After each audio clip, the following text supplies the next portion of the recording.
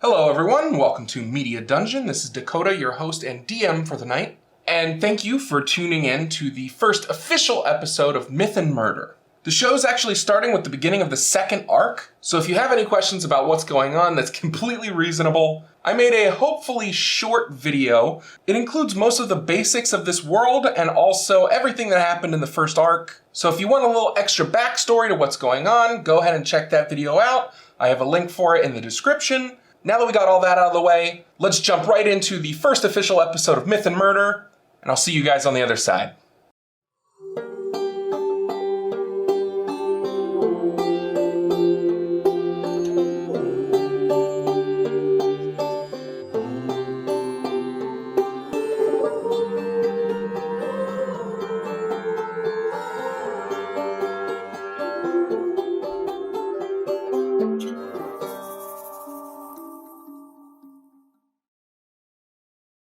Benjamin hanging out with a couple of fellas, right? had been led to the upstairs floor of a mansion in the middle of the woods. Right. Where you were led upstairs to a thick mahogany door.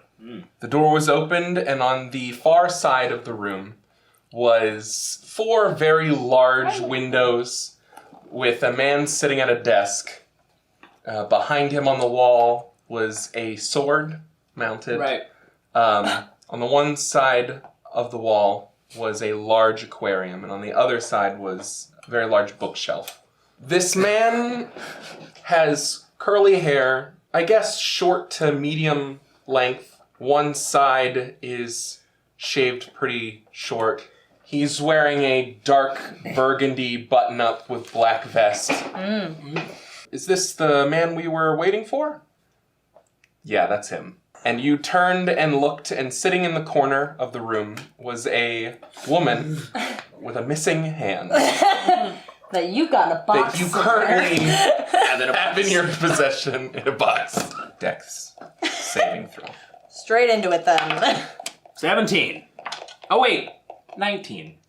With a 14, which is a miss, she latches onto your back and is quickly sidestepped and thrown over your shoulder, almost as a reflex. By the looks of it, this woman is out for blood. I'm gonna remain completely calm as I slam her to the ground. I'm gonna take one step backwards and slowly take off my jacket. And I'd like to say, this is our Bonnie. I'd love to start with a discussion rather than straight to the violence. But we can do it your way if you want to. The man at the desk stands up fairly quickly. Madeline, fucking sit down! And she doesn't look like she is listening. Oh. Okay. So, yeah, go ahead. She runs at you. She gets into range. You do your shock. Yeah, I'm gonna try to do like a sidestep, shock, and shove. Is like the Shock and shove. shock and shove. Like a wombo combo. 20 soft. That is 7 lightning damage. 7 lightning damage. The electricity pulses through your hands as you kind of like shove her to the side. She seems to become even more enraged at how easily you're throwing her about this room.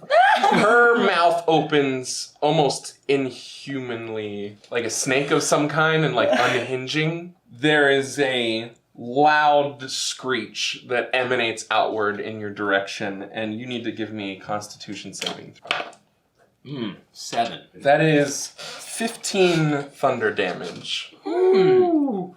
Whatever weird political thing is floating around in this room, he wants to stop this, but there's something that's stopping him from doing that, like he owes her this attempt. Right. I changed my mind. I'm on the upper floor. I'm gonna throw her out the window. Defend his strength! Okay. So go ahead and just do I'm a gonna grapple. break this nice man's like glass window. I'm sure this isn't the first time someone's gone at this window. It's a 10 athletics. They're just illusions at 10 this total? point. Oh, wait, no, fuck her, she doesn't. Second wind. Or no, not second wind, action surge. I'm gonna do it again.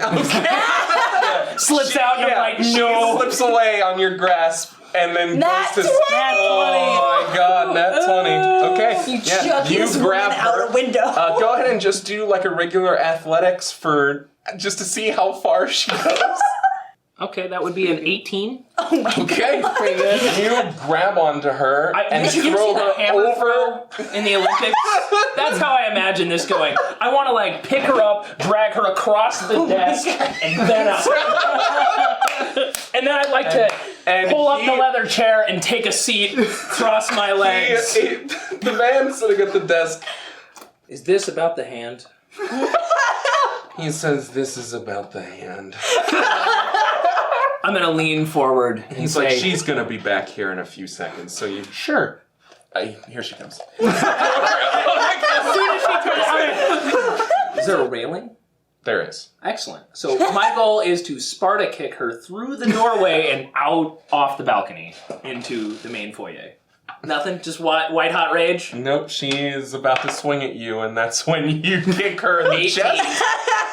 It's an 18 athletics or a 16 strength, whatever you want. 18 hits her, so then do another one to see like how far she goes, yeah. 22.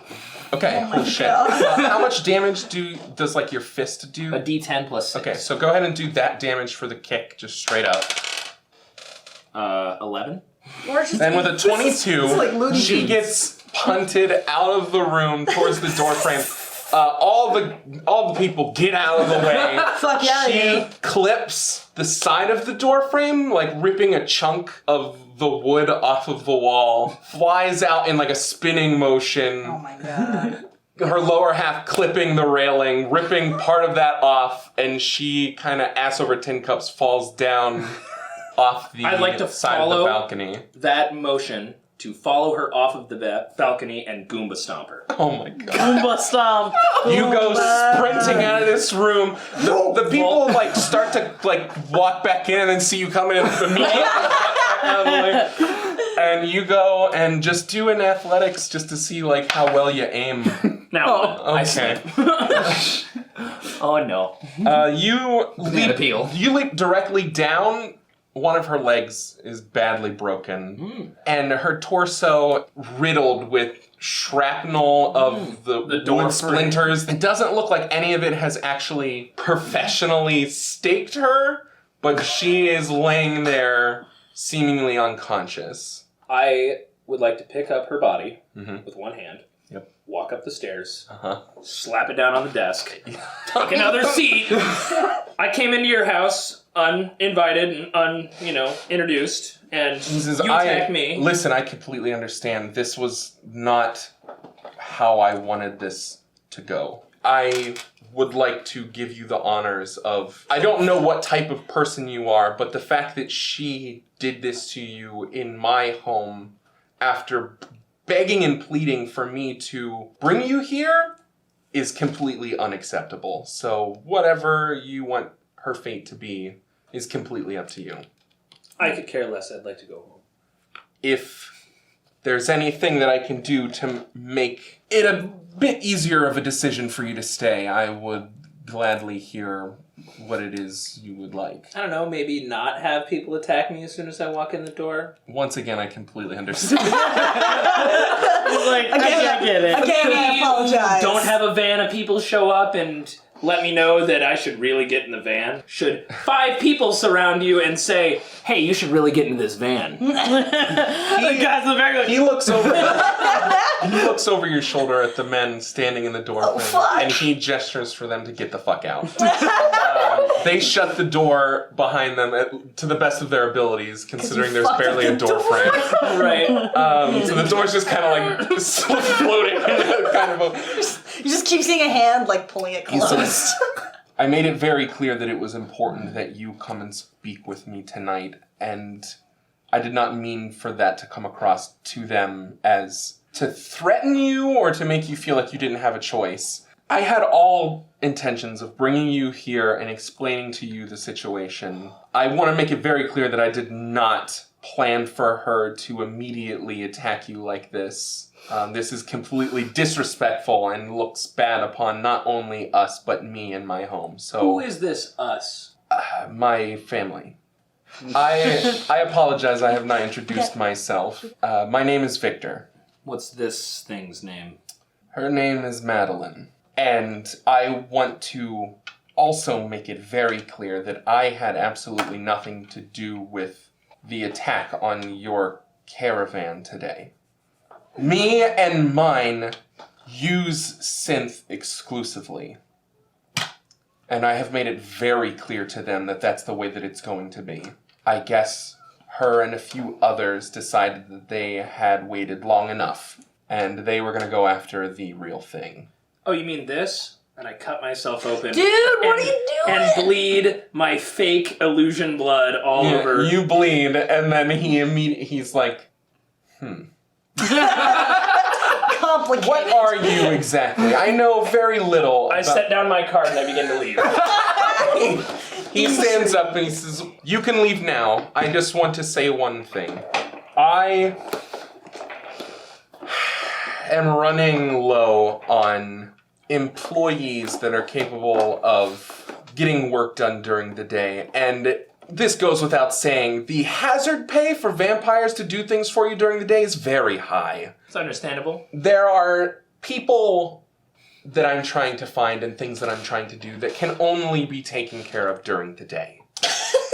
And I feel like after what I've seen here today, obviously you are someone who can handle themselves, and vampires of New Gordon City are harder to control every single day. And if they keep acting like feral beasts, the humans are going to treat them as such. I took this job to fix things, and I feel like I have not done enough yet. If that seems like something that you would be interested in, then please come and speak to me whenever you wish. But I feel like I have taken up enough of your time tonight. Thank you. Sean's very proud. And I leave. Sean's gonna be very Sean's very proud. Sean's like, oh, new business. I just hired him this morning. And you guys arrive at the gate, and Benjamin just seems to be leaving of his own volition. I look fine. Fair enough. So you're okay? To the warehouse. To the warehouse. We can't talk here.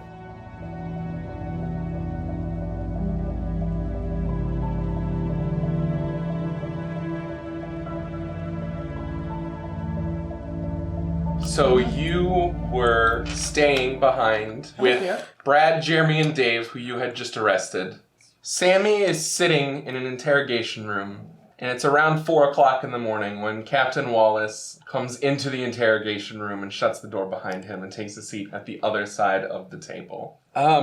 Before we get started in what I need to talk to you about, I'd like to get your report of what happened at the Wallplex tonight. Yeah, I tell him that I had reason to believe that Brad, the manager of the Wallplex, was selling illegal pharmaceuticals. I was just staking out the Wallplex. I was just watching. I saw him leave the store. I followed them around back. As soon as they started getting physical, and they were talking about the drugs and that they were going to sell them to this individual, I came out. I said, put your hands up. New Gordon Police. Announcing yourself. Yeah. He sighs a bit and kind of like rubs his neck. He's been up for a fairly Probably as long long as I time. have also been up. He says, okay, we've spoken to a man named Brad. He's claiming that this person that you were following was trying to steal pharmaceuticals from the Wallplex. When the security tried to physically escort him from the premises, that's when this guy got violent and fought back, and that they were merely defending themselves when they say you showed up and actually shot one of these men. The elf Brad was firing something out of his hands. So just real quick, there is a small extent of magic that humans know of. There is a limit. Probably somewhere around the cantrip to first level spell range. So if I describe he him does, magic missile, yeah, he you're would understand. describing magic missile to him, and he's like getting an understanding of what had happened. As far as after I declared myself a police officer, he was still shooting at me. Whether it was magic or a gun, he was shooting at me. So when he attempts to fight this, I have video. Well, we're gonna need to see that footage. His two friends seem to have the same story and are, by the looks of it, they seem to be planning to take the fall for him. I think we can find enough proof that they are selling pharmaceuticals because I've been following Lauren McCoy's activities. This had something to do with Lauren McCoy? I'm going to have to stop you right there because the other thing that I need to talk to you about, I've been doing a lot of detective work. I guess you could say that.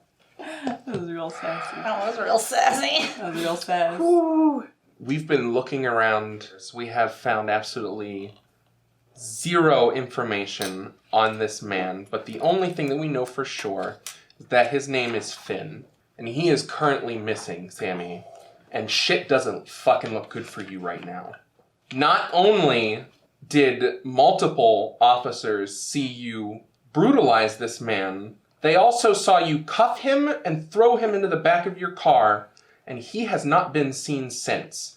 I tell the captain that I did pick that man up. I tell him as much to the truth as possible. Sammy, where is he? He got out of the back of the car north of the city and sprinted into the woods. I've been a little busy since then. And all of this happened without you calling into anyone, without you coming back to the precinct, without talking to me, without calling for backup, without... You did all that, and then also decided to go after a underground Wallplex pharmaceutical drug syndicate? And this all, for some reason, has something to do with Lauren McCoy. Yes. From the moment I saw you last to right now, all I have been doing is chasing down leads. And I can prove it, I just need time to find the pieces. Well, the web is there, I'm just trying to connect the dots. Well, right now you're going to have to stay. You're going to have to stay here because you are the last person to have seen a missing person that you yourself claims to apparently be the murderer of Lauren McCoy. It's all connected. Makes sense to me. What are you not following here? Sassing your captain. He sassed you. He sassed the shit out of me. He goes to open his mouth, and it seems like there's no way that anything good is going to come out. Oh, no. But then there's a knock at the door. He's like, what? Captain, someone's on the phone for you? Fuck, alright. Don't go anywhere. He comes back a few minutes later. Uh-huh. And he says... Finn was just found a few states over. He apparently was found in some woods a few miles out from the interstate, digging up evidence, and was planning to destroy this evidence because of what I can only assume to be the fear of God that you put into him. I don't know what exactly you did or said to him to make him fuck up like this, but he fucked up. Did we have Lauren McCoy's cell phone prior to this? I think it would have been, yeah. Okay, well if we have that in evidence somewhere, I think we should use the cell phone. Like somewhere on that cell phone, Brad is a contact of hers. I know that they're connected. Or someone connected to him. Right, Yeah. yeah. We'll look into it. You can track her location via her GPS. For now, records, her Snap history, right? For now, Snap map. Snap map. go home, get some rest. It's been a fucking long day. At least it has been for me. But real fast before you go, I guess the chief of police has heard about this whole mix-up and wishes to speak with you. I was told that his secretary would be calling you at some point to set up a meeting, just so you aren't walking in there blind. Apparently this is of ethical matters. Don't sweat it too hard. You just practically closed this case. So, I mean, if it gets real bad, I'll put in a good word, but... Oh, so this is about murders? This is about the beatings in the street, Sammy. Which oh. I don't say that. We're going to keep that part off the record. I meant this is to do with... Do you not think that it has gone unnoticed that Finn, up until when he was caught, was not the first person you were trying to find who had mysteriously gone missing. I just want you to pay attention to what you're doing and keep your nose clean. Because I know you're a good detective, but if you keep this up, I'm not gonna try and protect you. Go home, get some rest, think about what I said, and I guess keep your phone next to you for when the commissioner wants to talk. Maybe take a few vacation days, I don't fucking know. I know I probably will. And he stands up and he leaves the door open behind him. He's like, I'll see you later.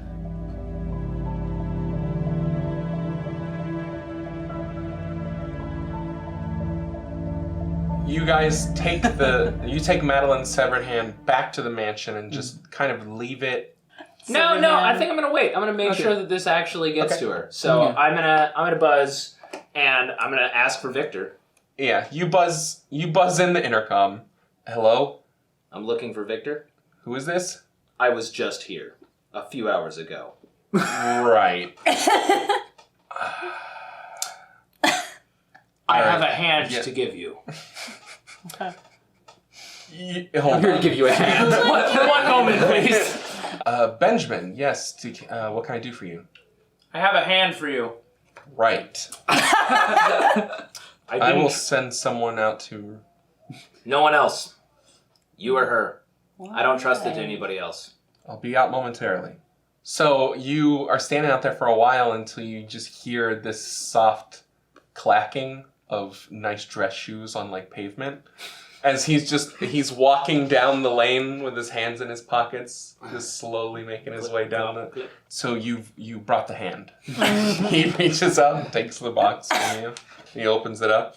He doesn't wince, but like his head just kind of like tweaks to the side a bit as he looks at like the gnarly manner in which it was severed from her arm. I will make sure that this gets to her. Thank you. I appreciate it. Thank you. I hope next time we talk it can be a little more pleasant. Before we get into that, I would like to ask you if possibly we set up a meeting tomorrow night to discuss the details, but if possibly you could bring people that you trust. Like I said, there are some delicate things that need to be taken care of, and I need to know that the people that I have on my side don't even necessarily need to be trustworthy. I just need to know what exactly it is that they want.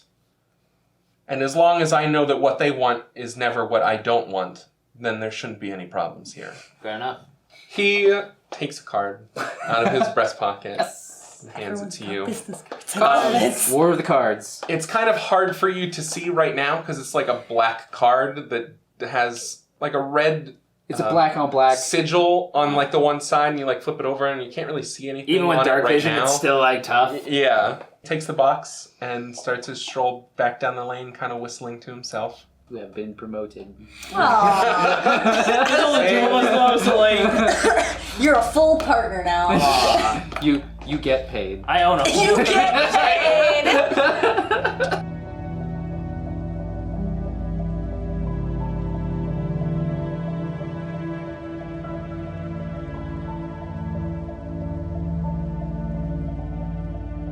A few hours into your sleep, Sammy, your phone rings, and you look at the time, and it's about 9 o'clock. So you've only been in the morning, and you've only been sleeping for a few hours. Before I click the on, I take a second to breathe and be like, Detective Freetson. Hello, this is Commissioner Holcomb's office. Holcomb's? Is that, yes, I was expecting your call. I was told to set up a meeting with you, Detective. It doesn't seem extremely urgent. I don't know if you want to get in before the weekend, or... Today is Friday, so... It is Friday, yes. I'll say is Monday a good time? She said, yes, that's perfectly fine. Monday afternoon around lunch. That sounds fantastic. We'll pencil you in for about, we'll say 2 o'clock.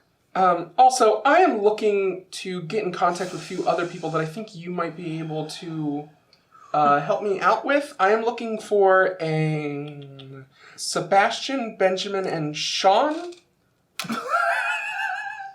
No, ma'am, I wouldn't be able to help you with that information at all. This is very important. The commissioner wants to make sure that the invitation gets to them to come to this meeting as well. If you see them, please let them know that I'm trying to get a hold of them. And she'll even give you the number just in case. All right. Thank you for your time, and I will see you on Monday. Bye-bye. Bye-bye. There's only one fucking possible person who would ask me if I knew those 3 motherfuckers, and that would have to be one of the 12 brothers. Have I ever met the commissioner before? Before today? Have I ever met him? You have not met Commissioner Holcomb Ever? In person. The only thing you really know about him is that in his time, he was kind of a badass. Because as of right now, he's basically just an old man. But he is in a wheelchair and does not have either of his legs. Holy shit. How did he lose his legs? From as far as you have heard, there was a very large mythical sting operation that he was heading, getting the right friends in the right places that eventually led to him becoming chief of police. What's his, beat cop name? He doesn't really have a nickname. He's gotta have a nickname. No. Holcomb no legs. Holcomb 2 legs. Holcomb no legs. Yeah, go up to him and call him that. Holcomb no legs. Holcomb no He's legs. gotta have a nickname, you Texas know. Holcomb. Is that because he's a beat cop? Texas. Yeah. Holcomb. Duh. He used to be a beat cop. Texas Holcomb. That's great. That's canon now, I guess. Welcome to our beat cop world. name. Ooh, still. If it happened a while ago, it must have been just when Mythicals were coming out. Yeah, this was definitely it doesn't seem to be a specific group. It wasn't like the vampires, the werewolves, or the elves. This was a big underground syndicate set up for Mythicals to make a push. And it ended up being an extremely big deal to the point that almost based off of the merits of that incident alone was enough for him to slowly over the years hit commissioner. He glided off of that for years. He is an old man. As far as you understand, he's still very clever and smart, and he's still got his wits about him. Intellectually, but not so much physically. Physically, he doesn't have a whole lot going for him anymore. Because They lost his legs. he got his legs fucking Which ripped would off by really him. take the wind out of anybody's sails. I'm just saying. He got his legs ripped off, but then kept going and was like... He was like, fuck you, I'm gonna be amazing. fine. They got him out of there, and he didn't die, and whatever attacked him didn't get out of that situation. So, Alright. what an interesting episode, guys! There are a lot of meetings. A lot of meetings set up with people later on in the week.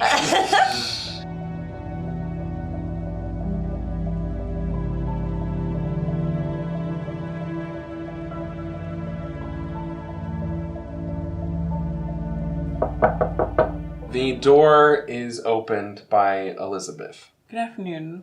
How are you doing today? Hello, Detective. Sebastian, hello. Come on in.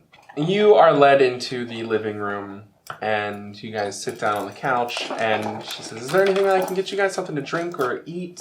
I would just say a little bit of water would be lovely. Yeah, Detective? Water too, I guess. Water, Okay. please. She comes back a few minutes later with a pitcher of water and a few glasses. Mm-hmm. She sits down and pours everyone a cup. I want to ask her about, making sure she's well and... When you originally called and said that you would be stopping by, I didn't really know what this was going to be about, and honestly, I didn't know that you two knew each other. We were called today by the police station. I know that you both were looking into things about Lauren, and we were told today that they found who they believed to be her killer. They found the man who is responsible. She says, I can't thank you enough for what you've done for our family. Everything that you've done for this investigation and everything that you've done to care for my family and to look after them and everything that you've done for Peter. And There's another case that opened. The men who attacked Peter, I arrested them. Do you think they may be related to the dangers that Lauren was in? I mean, do you need Peter to come down to the station? I don't think that would be wise, since he's an unregistered vampire. And if he gave any kind of statement, It would begin a whole political process. the manager is also planning to fight this, so that means he would have to come testify in court. I'm going to try and get through this without having to bring him in. Okay. but to But do the that, drugs are where we can pin him. Yes, hold on. She goes upstairs. You hear her walking around for a bit, and then eventually she comes back down and she has a small Ziploc bag filled with these bottles that are all prescription and have all of the information with them. There's just no doctor's signature anywhere on any of the paperwork. There's no name information. on the... There's no name whatsoever of but like it's a normal who... prescription. I guess I Are don't they really empty? have. I don't really. Yeah, are any of them Yeah, full? these ones. Okay. Yeah. I guess I would take them if she's like bringing them down and be like, Yeah. here you go. I'm going to get out like, I don't know if I have like evidence bags on me or something. I bet I do. Probably do. Yeah. In like a pouch in the car in or your something. car somewhere, yeah. Did She says, take them, whatever you need to make this stick. We will help you in any way that we can. did we confirm that it was cancer or like Yeah. old people disease? Old people Yeah. disease. That's was right. Cancer. It was cancer. I just wanted to remember if it was a magical thing or not. Well, because originally I didn't want to sit down and fucking do a bunch of research on which disease I wanted to give an old lady. Yeah, of course. So I was like, she's just Old sick, and guys. sick. And you're like, oh, she's got the old because you guys made me pin something down. It's cancer. Okay. Great. Thanks, She's got everyone. something. In my imagination, there's an old lady who has cancer. You Thanks. did this. It's your fault. You did this. It's gonna get darker as we go. Just We already ripped someone's head off in the middle of the woods. fucking So buckle up, Rosie. If these came from Wallplex, the big problem comes down to whether or not they actually came through Wallplex officially. Right. Because the fact that they're not signed off on anything could mean that either a doctor works in this pharmacy and has to sign off on these things. As they go out. Yeah. Or someone outside of this had this medication and was going to fill out prescriptions, but It never got they there. disappeared and fell into the hands of possibly Brad. But we can't But it identify all whether it's depends. Wallplex. Do I have to worry about the fact that if we can't tie this to Brad, then they're just in trouble for stealing meds? Well, it depends. If the other things don't come through, right? Like if there's no contact between Lauren and Brad found on her phone, if the footage isn't enough, then a bag of drugs would make it worse. And But if you've got the other two things and this, that would be it. Done. Case And closed. I have Brad's cell phone number. So, like, I have a contact number for him. Right, but it needs to possibly be found. They're looking for it on on Lauren's Lauren's phone to see if they have communicated So- with each other. But if I have that number, I can be like, look for this number specifically. and say that you got the will same help. place you got the drugs. Yeah. Yeah, then they're in at shitty- Lauren's place. Won't that? Because I already said that to the captain. That's true, I already they told the already know captain that. that I was following Lauren's activity. Lauren was buying drugs the night she was Yep. killed. That's Okay. why she was out past Yeah. curfew at night. I would bid my well wishes to them and say again, if you ever need anything. I will let both of you know if anything comes up. Thank you. I appreciate it. And, Yeah. And we skedaddle. And then I guess I'll part ways with you because I have to go back to the precinct to right. deliver this Drop evidence. off some more evidence. So I Yeah. had just gotten a text from Sean being like, "Yo, you want work?" And I'd be like, "What the fuck are you talking about? You asking me all these weird questions about vampires and work. What?" Vampires want to give you work. You know as much as I do now. Okay, cool. Yeah, I guess I'm going to meet up with them and maybe you if you go later. Do you need to get a burner phone? You're probably get a burner phone. You want to pick one of those up for me? Sure, I'll buy you a burner phone. Go to a Wallplex and buy I it. hand you $20. Are you to get- allowed in prepaid Wallplex minutes. anymore? I'm just not going to go in until Also, do you have money, That's a good Sebastian? point. I don't think I do. I hand her a $20 bill. Okay. Buy me a phone with prepaid minutes, please. I was like, can you give me 2 track phones from the dollar store? Cool, I need will 2 of them do. just in case. I'm like Yeah. I'm a relatively nondescript, like older, vaguely If like anybody asks, you're like, white, Mine- Vaguely George Clooney. vaguely George Clooney, Oh, but not. I figured out who it was. You're Adrian Brody. That's who I have you to are. look him up. Yeah, look him up. Adrian Brody. He has Who the is sculpted Adrian? face. He's got like a perfect nose for Oh my god, I love this guy. So does Sebastian kind of look like Adrian Brody mixed with George Yeah, Clooney? if he didn't have such a droopy nose, even though I think he's like adorable with his crooked nose. Isn't But he? yeah, Adrian Brody Yeah. meets George Adrian Clooney Brody meets equals George Clooney. Sebastian. Canon. I'm Got a it. stretched out Danny DeVito, right? Yeah, like a 5 foot tall Yeah. Danny DeVito.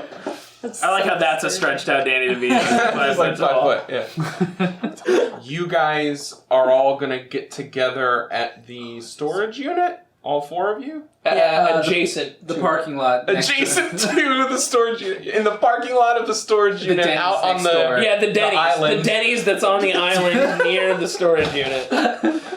Great. Because nobody's gonna fucking talk at the Denny's. Come on, it's a Denny's. 4 o'clock in the afternoon at a Denny's. If you end Who's up there? There aren't even employees there. You end up... Denny's, dude. Go back and cook it yourself. We don't give a all the shit. employees are smoking in the parking lot out back. You end up at a Denny's at 4 o'clock in the afternoon. You fucked up somewhere. Dude. Or you're 78 years old and Yeah, you're and gonna you're get like, eating dinner. yeah. You don't go to a Denny's, you end up at Denny's. Exactly. So we end up at a Denny's. Maybe they can sponsor us. Can we please write? This podcast brought to you by Denny's. Whoa, 4 o'clock in the afternoon. Does that Please aren't mean even- every time I hit somebody with my fist, it's a grand slam? I'd like to do my grand slam attack. TM.